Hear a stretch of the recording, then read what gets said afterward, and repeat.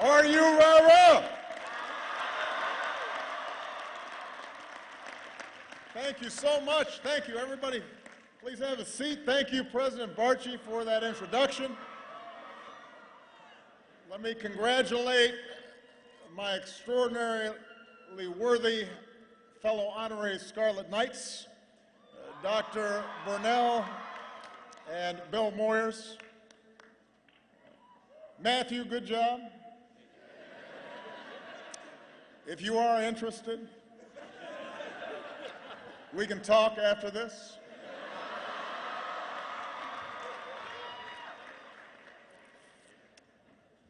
One of the perks of my job is honorary degrees. But I have to tell you, it impresses nobody in my house. Now Malia and Sasha just say, okay, Dr. Dad, we'll see you later. Can we have some money?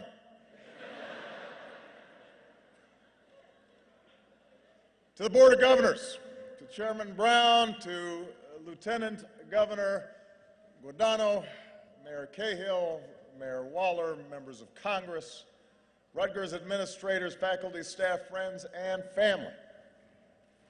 Thank you for the honor of joining you for the 250th anniversary of this remarkable institution.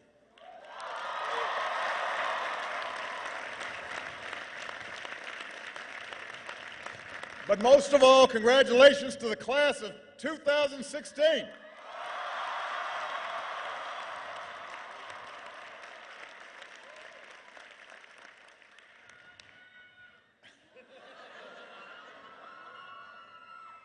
I come here for a simple reason, to finally settle this pork roll versus Taylor ham question.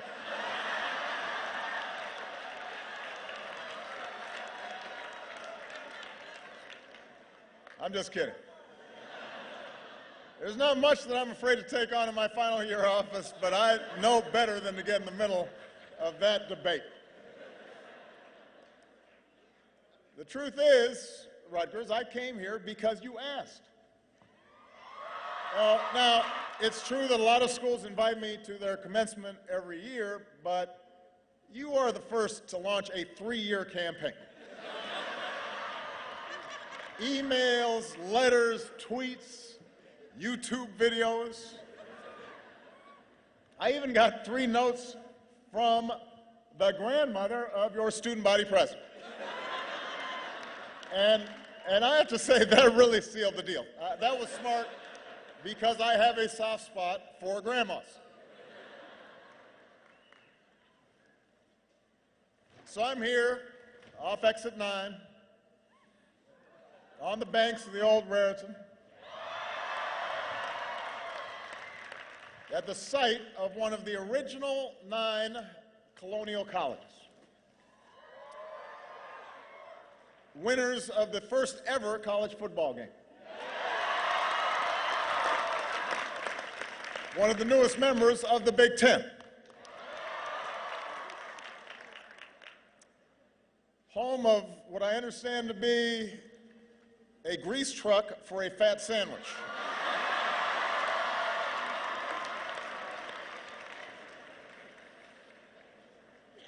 Mozzarella sticks and chicken fingers on your cheesesteaks. I'm sure Michelle would approve.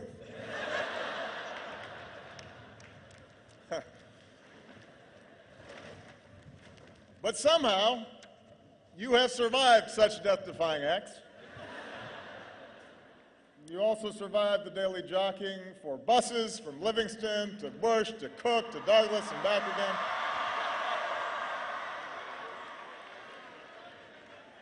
I suspect that a few of you are trying to survive this afternoon after a late night at Old Queen's. You know who you are.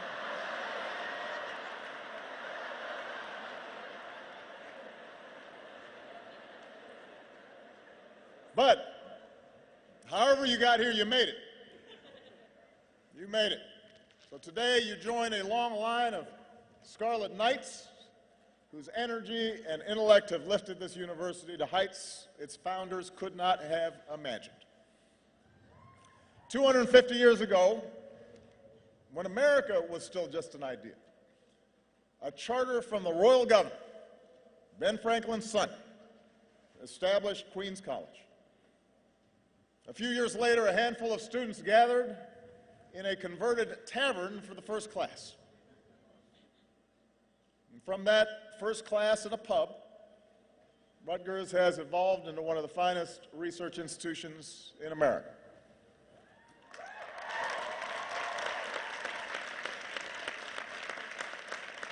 So there's a place where you 3D print prosthetic hands for children and devise rooftop wind arrays that can power entire office buildings with clean, renewable energy. Every day, tens of thousands of students come here to this intellectual melting pot, where ideas and cultures flow together among what might just be America's most diverse student body.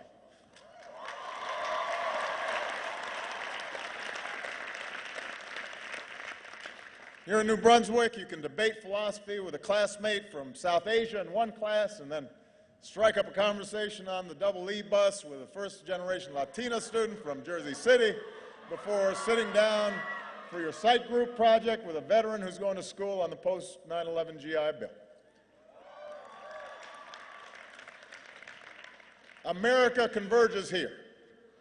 And in so many ways, the history of Rutgers mirrors the evolution of America, the course by which we became bigger, stronger, and richer, and more dynamic, and a more inclusive nation. But America's progress has never been smooth or steady. Progress doesn't travel in a straight line. It zigs and zags, in fits and starts. Progress in America has been hard and contentious and sometimes bloody. It remains uneven. And at times, for every 2 steps forward, it feels like we take 1 step back. Now, for some of you, this may sound like your college career. It sounds like mine anyway. Which makes sense because measured against the whole of human history, America remains a very young nation, younger even than this university. But progress is bumpy. It always has been. But because of dreamers and innovators and strivers and activists, progress has been this nation's hallmark. I'm fond of quoting Dr. Martin Luther King Jr., who said, "The arc of the moral universe is long, but it bends towards justice." It bends towards justice. I believe that. But I also believe that the arc of our nation, the arc of the world, does not bend towards justice or freedom or equality or prosperity on its own. It depends on us, on the choices we make, particularly at certain inflection points in history, particularly when big changes are happening and everything seems up for grabs. In class of 2016, you are graduating at such an inflection point. Since the start of this new millennium, you've already witnessed horrific terrorist attacks and war and a great recession. You've seen economic and technological and cultural shifts that are profoundly altering how we work and how we communicate, how we live, how we form families. The pace of change is not subsiding. It is accelerating. And these changes offer not only great opportunity, but also great peril. Fortunately, your generation has everything it takes to lead this country toward a brighter future. I'm confident that you can make the right choices, away from fear and division and paralysis, and toward cooperation and innovation and hope.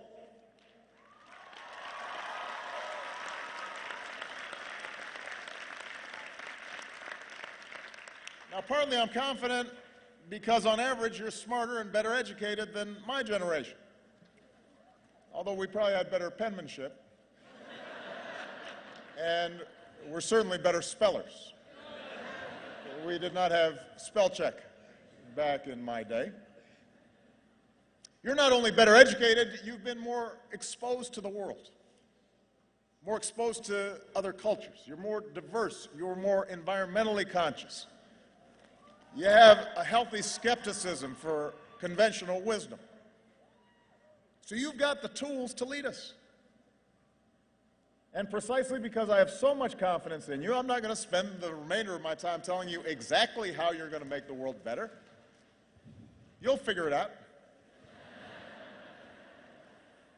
You'll look at things with fresh eyes, unencumbered by the biases and blind spots and inertia and general crankiness of your parents and grandparents and old heads like me. But I do have a couple of suggestions that you may find useful as you go out there and conquer the world. Point number one. When you hear someone longing for the good old days, take it with a grain of salt. Take it with a grain of salt. We live in a great nation, and we are rightly proud of our history. We are beneficiaries of the labor and the grit and the courage of generations who came before. But I guess it's part of human nature, especially in times of change and uncertainty, to want to look backwards and long for some imaginary past when everything worked and the economy hummed and all politicians were wise and every child was well-mannered and America pretty much did whatever it wanted around the world. Guess what? It ain't so. The good old days weren't all that good. Yes, there have been some stretches in our history where the economy grew much faster, or when government ran more smoothly. There were moments when, immediately after World War II, for example, or at the end of the Cold War, when the world bent more easily to our will. But those are sporadic, those moments, those episodes. In fact, by almost every measure, America is better, and the world is better than it was 50 years ago, or 30 years ago, or even 8 years ago.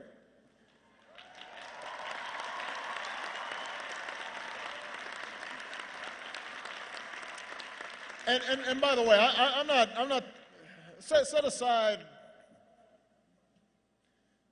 150 years ago, pre-Civil War. There's a whole bunch of stuff there we could talk about. Set aside life in the 50s, when women and people of color were systematically excluded from big chunks of American life. Since I graduated in 1983, which isn't that long ago, I'm just saying. Since I graduated, crime rates, teenage pregnancy, the share of Americans living in poverty, they're all down. The share of Americans with college educations have gone way up. Our life expectancy has as well. Blacks and Latinos have risen up the ranks in business and politics. More women are in the workforce. They're earning more money. Although it's long past time that we pass laws to make sure that women are getting the same pay for the same work as men.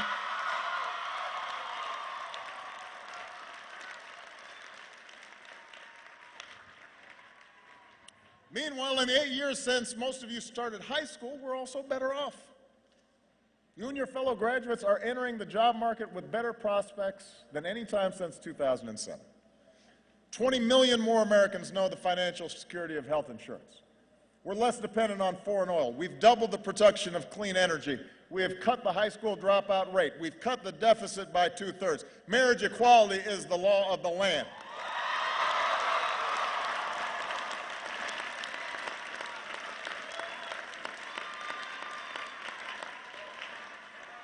And just as America's better, the world is better than when I graduated. Since I graduated, an iron curtain fell. Apartheid ended. There's more democracy. We virtually eliminated certain diseases like polio. We've cut extreme poverty drastically. We've cut infant mortality by an enormous amount. Now, I say all these things not to make you complacent. We got a bunch of big problems to solve. But I say it to point out that change has been a constant in our history, and the reason America's better is because we didn't look backwards. We didn't fear the future. We seized the future and made it our own. And that's exactly why it's always been young people like you that have brought about big change. Because you don't fear the future. And that leads me to my second point. The world is more interconnected than ever before, and it's becoming more connected every day. Building walls won't change that.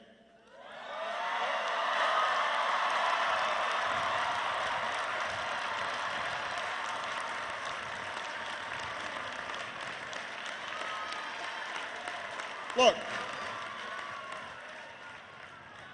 as president, my first responsibility is always the security and prosperity of the United States.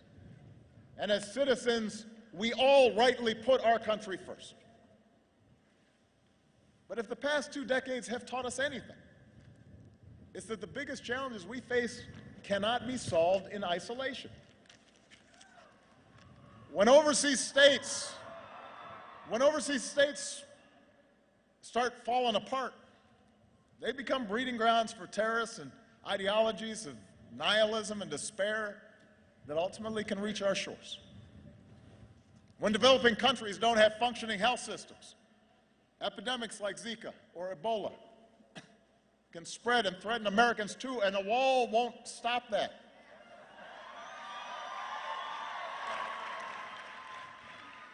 If we want to close loopholes that allow large corporations and wealthy individuals to avoid paying their fair share of taxes, we've got to have the cooperation of other countries in a global financial system to help enforce financial laws. The point is, to help ourselves, we got to help others. Not pull up the drawbridge and try to keep the world out. And engagement does not just mean deploying our military. There are times where we must take military action to protect ourselves and our allies. And we are in awe of, and we are grateful for the men and women who make up the finest fighting force the world has ever known.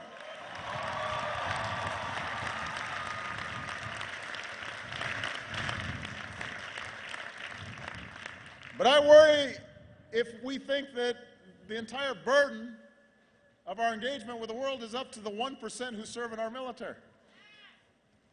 And the rest of us can just sit back and do nothing. They can't shoulder the entire burden. Engagement means using all the levers of our national power and rallying the world to take on our shared challenges. You look at something like trade, for example. We live in an age of global supply chains and cargo ships that crisscross oceans and online commerce that can render borders obsolete. And a lot of folks have legitimate concerns with the way globalization has progressed. That's one of the changes that's been taking place. Jobs shipped overseas, trade deals that sometimes put workers and businesses at a disadvantage. But the answer isn't to stop trading with other countries. In this global economy, that's not even possible. The answer is to do trade the right way by negotiating with other countries so that they raise their labor standards and their environmental standards. And we make sure they don't impose unfair tariffs on American goods or steal American intellectual property. That's how we make sure that international rules are consistent with our values, including human rights. And ultimately, that's how we help raise wages here in America. That's how we help our workers compete on a level playing field. Building walls won't do that. It won't boost our economy, and it won't enhance our security either. Isolating or disparaging Muslims, suggesting that they should be treated differently when it comes to entering this country. That is not just a betrayal of our values.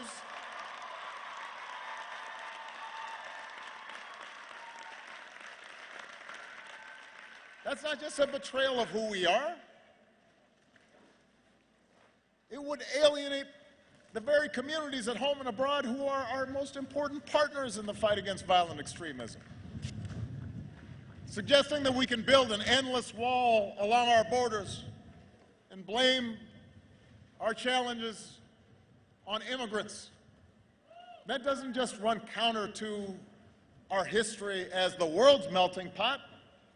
It contradicts the evidence that our growth and our innovation and our dynamism has always been spurred by our ability to attract strivers from every corner of the globe. That's how we became America. Why would we want to stop it now?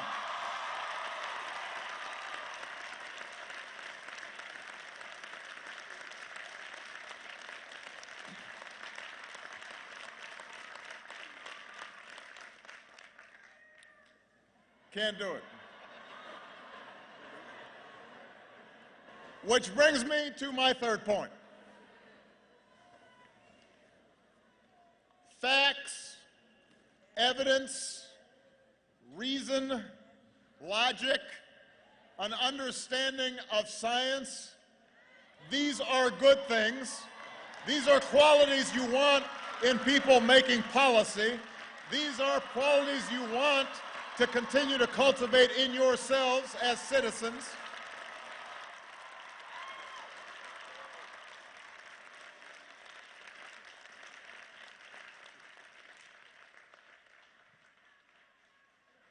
That might seem obvious.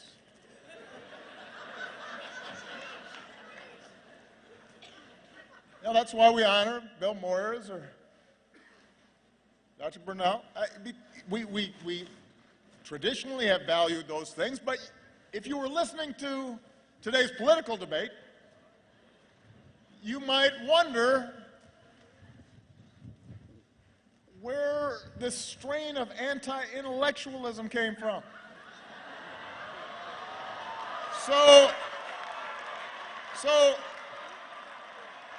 class of 2016, let me be as clear as I can be. In politics and in life, ignorance is not a virtue.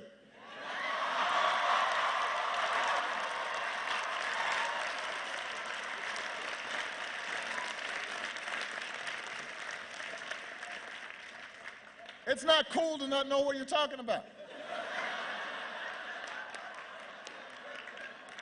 That's not keeping it real or telling it like it is.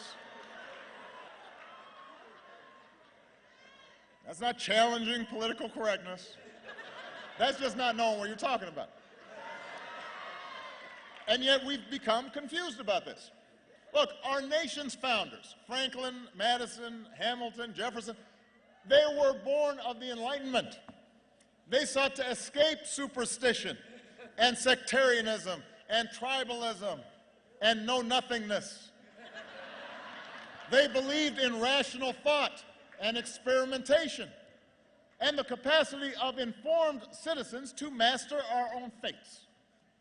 That is embedded in our constitutional design.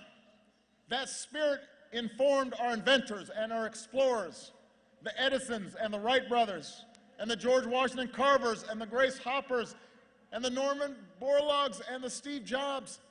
That's what built this country. And today, in every phone in one of your pockets, we have access to more information than at any time in human history at a touch of a button. But ironically, the flood of information hasn't made us more discerning of the truth. In some ways, it's just made us more confident in our ignorance. We assume whatever's on the web must be true. We search for sites that just reinforce our own predispositions. Opinions masquerade as facts. The wildest conspiracy theories are taken for gospel. Now understand, I am sure you've learned during your years of college, and if not, you will learn soon, that there are a whole lot of folks who are book smart and have no common sense. That's the truth. You'll meet them if you haven't already.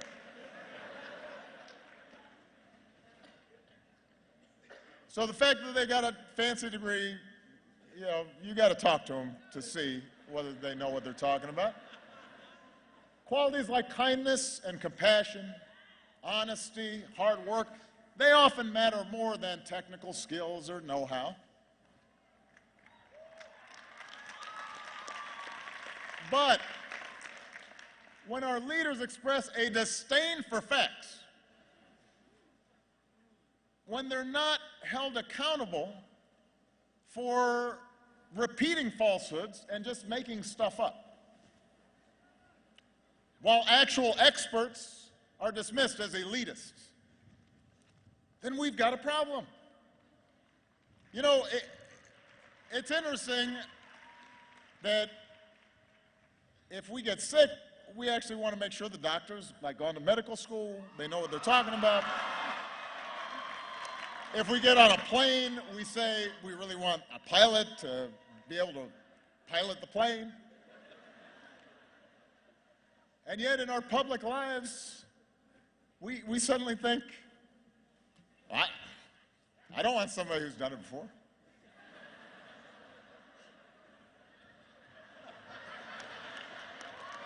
Look, the rejection of facts, the rejection of reason and science, that is the path to decline. It calls to mind the words of Carl Sagan, who graduated high school here in New Jersey. He said, "We can judge our progress by the courage of our questions and the depths of our answers, our willingness to embrace what is true rather than what feels good." The debate around climate change is a perfect example of this. Now, I recognize it doesn't feel like the planet's warmer right now. I understand. There was hail when I landed in Newark.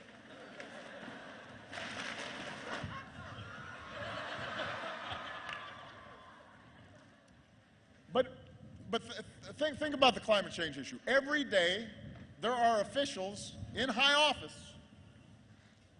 with responsibilities who mock the overwhelming consensus of the world's scientists that human activities and the release of carbon dioxide and methane and other substances are altering our climate in profound and dangerous ways.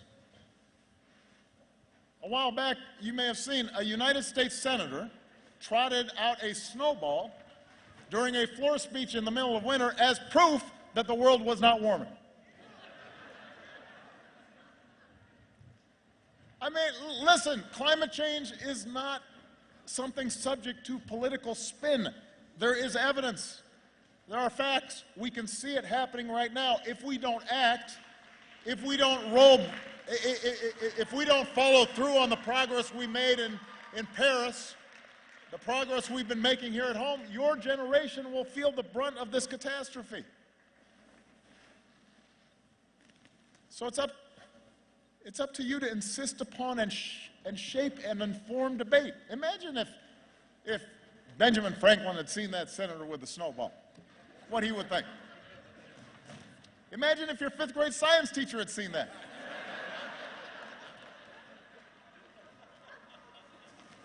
He'd get a D. And he's a senator.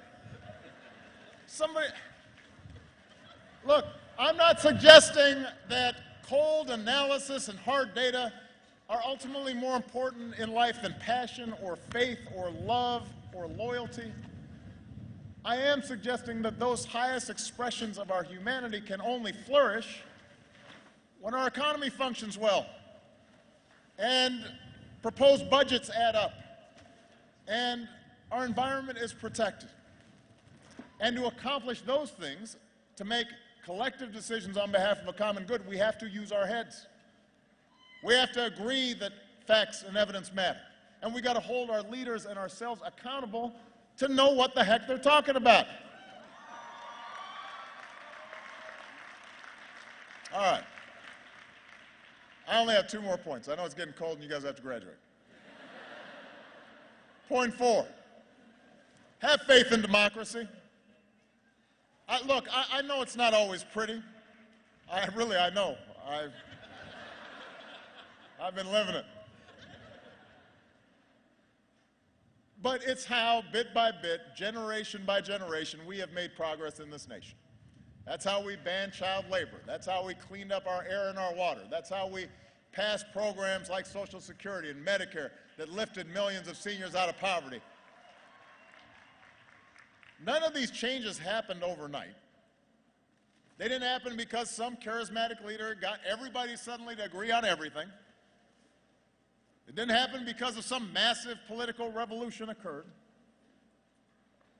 It actually happened over the course of years of advocacy and organizing and alliance building and deal making and the changing of public opinion. It happened because ordinary Americans who cared participated in the political process. So,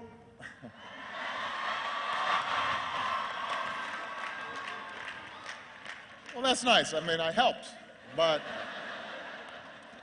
look, if you want to change this country for the better, you better start participating.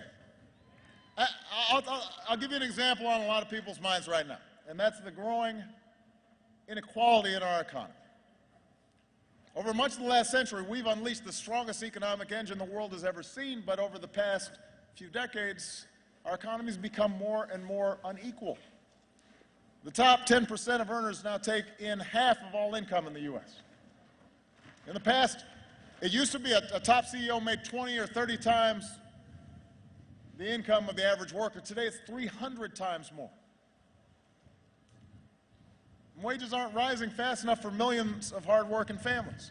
Now, if we want to reverse those trends, there are a bunch of policies that would make a real difference. We could raise the minimum wage.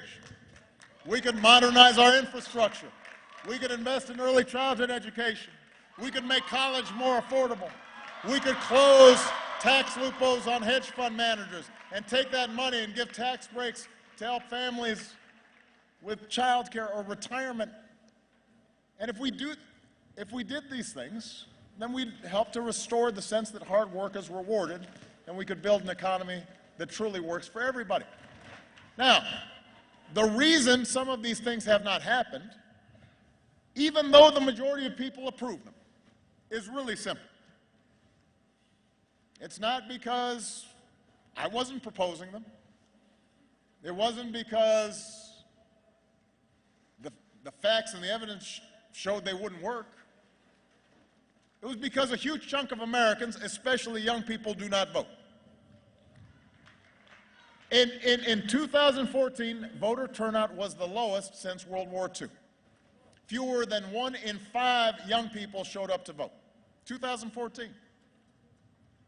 And the 4 who stayed home determined the course of this country just as much as the single one who voted, because apathy has consequences. It determines who our Congress is. It determines what policies they prioritize. It even, for example, determines whether a really highly qualified Supreme Court nominee receives the courtesy of a hearing and a vote in the United States Senate. And yes, big money in politics is a huge problem. We've got to reduce its influence. Yes, special interests and lobbyists have disproportionate access to the corridors of power. But contrary to what we hear sometimes from both the left as well as the right, the system isn't as rigged as you think, and it certainly is not as hopeless as you think. Politicians care about being elected, and they especially care about being reelected. And if you vote and you elect a majority that represents your views, you will get what you want. And if you opt out or stop paying attention, you won't. It's that simple. It's not that complicated. Now, one of the reasons that people don't vote is because they don't see the changes they were looking for right away. Well, guess what? None of the great strides in our history happened right away. It took Thurgood Marshall and the NAACP decades to win Brown versus Board Education. And then another decade after that to secure the Civil Rights Act and the Voting Rights Act. And it took more time after that for it to start working.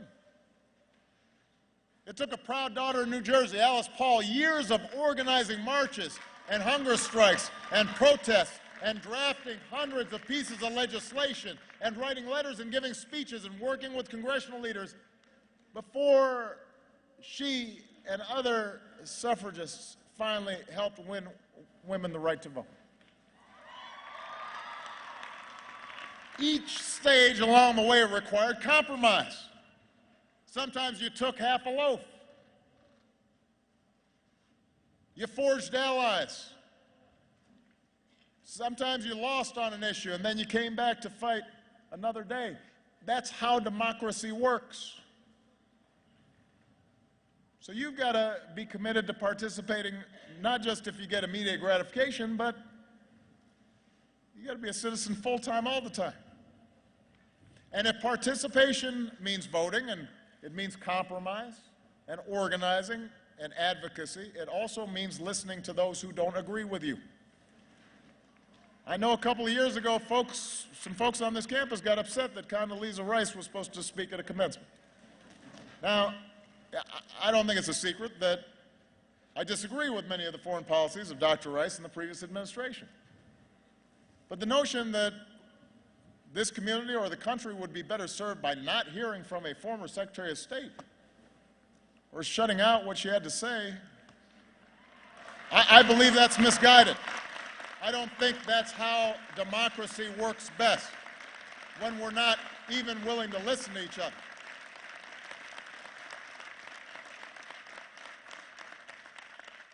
I believe that's misguided. If you disagree with somebody, bring them in and ask them tough questions. Hold their feet to the fire. Make them defend their positions. If somebody's got a bad or offensive idea, prove it wrong. Engage it, debate it, stand up for what you believe in. Don't be scared to take somebody on. Don't feel like you got to shut your ears off because you're too fragile and somebody might offend your sensibilities. Go at them if they're not making any sense. Use your logic and reason and words. And by doing so, you'll strengthen your own position. And you'll hone your arguments. And maybe you'll learn something and realize you don't know everything. And you may have a new understanding, not only about what your opponents believe, but maybe what you believe. Either way, you win. And more importantly, our democracy wins. So, anyway, I know, all right. That's it, class of 2016. A few suggestions on how you can change the world. Except maybe I've got one last suggestion, and just one. And that is, gear yourself for the long haul. Whatever path you choose, business, nonprofits, government, education, healthcare, the arts, whatever it is, you're going to have some setbacks. You will deal occasionally with foolish people. You will be frustrated. You'll have a boss that's not great. You won't always get everything you want, at least not as fast as you want it. So you have to stick with it. You have to be persistent. And success, however small, however incomplete, success is still success. I always tell my daughters, you know, better is good. It may not be perfect, it may not be great, but it's good. That's how progress happens in societies and in our own lives. So don't lose hope if sometimes you hit a roadblock. Don't lose hope in the face of naysayers, and certainly don't let resistance make you cynical. Cynicism is so easy, and cynics don't accomplish much. As a friend of mine who happens to be from New Jersey, a guy named Bruce Springsteen once sang, they spend their lives waiting for a moment that just don't come. Don't let that be you. Don't waste your time waiting. If you doubt you can make a difference, look at the impact some of your fellow graduates are already making. Look at what Matthew's doing. Look at somebody like Yasmin Ramadan, who began organizing anti-bullying assemblies when she was 10 years old to help kids handle bias and discrimination. And here at Rutgers, helped found the Muslim Public Relations Council to work with administrators and police to promote inclusion. Look at somebody like Madison Little, who grew up dealing with some health issues and started wondering what his care would have been like if he lived someplace else. And so here at Rutgers, he took charge of a student nonprofit and worked with folks in Australia and Cambodia and Uganda to address the AIDS epidemic. Our generation has so much energy to adapt and impact the world, he said. My peers give me a lot of hope that we'll overcome the obstacles we face in society. That's you. Is it any wonder that I am optimistic? Throughout our history, a new generation of Americans has reached up and bent the arc of history in the direction of more freedom and more opportunity and more justice. And class of 2016, it is your turn now to shape our nation's destiny as well as your own. So get to work. Make sure the next 250 years are better than the last. Good luck. God bless you. God bless this country we love. Thank you.